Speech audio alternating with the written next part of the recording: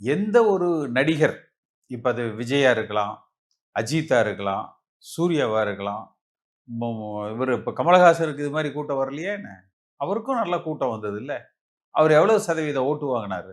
எவ்வளவு நாள் கட்சி நடத்தினாரு? கடைசியா என்ன ஆனாரு? அதுதான் விஜய்க்கு நடக்கும். இன்னொரு பக்கம் எடப்பாடி பழனிசாமி அவர்கள் அ நீங்க உழைக்கணும், உழைக்க வேண்டியது அதிகமா இருக்குன்னு ஒரு பதிலடி குடுக்குறார்ல. நீங்க வந்து உழைக்காமயே வந்து கட்சி தொடங்கியவுடன் எப்படி நீங்க ஆட்சிய பிடிக்க முடியும்? எடப்பாடி பழனிசாமி எப்படி உழைச்சாருன்னு உலகத்துக்கே தெரியும். குனிஞ்சு, நிமிர்ந்து, குப்புற விழுந்து எப்படியெல்லாம் உழைச்சாருன்னு தெரியும்.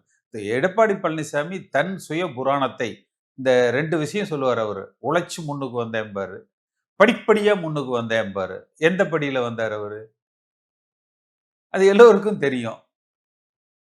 புறவாசல் வழியாக வந்தவர் அவர். என்ன அவரு வந்து உழைச்சாரு? கொஞ்சம் குனிஞ்சு குப்புற விழுந்து எந்திரிச்சு நிமிர்ந்து உட்கார்ந்தாரு. இவ்வளவுதானே. அதனால எடப்பாடி பழனிசாமி தன் சுய புராணம் பாடுவதை நிறுத்திவிட்டு, எம்ஜிஆரை பற்றி, எம்ஜிஆருடைய கட்சி ஆட்சிக்கு வர வேண்டும் என்பதை பற்றி அவர் பேசணும். அது பற்றி தொண்டர்களிடத்துல எம்ஜிஆர் தொண்டர்களை உற்சாகப்படுத்தணும்.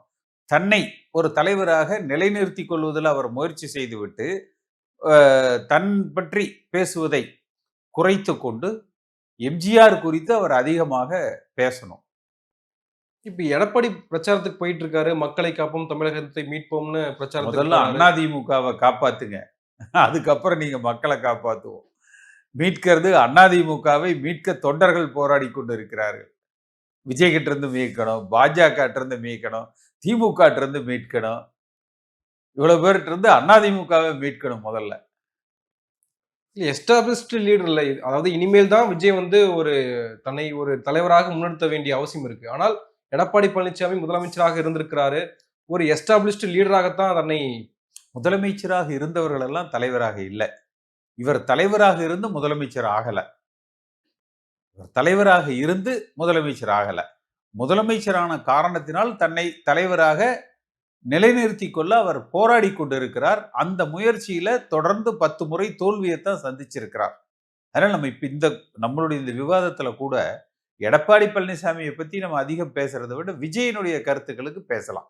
விஜய் தன்னை ஒரு எம்ஜிஆராக பாவித்துக் கொள்வது தவறு.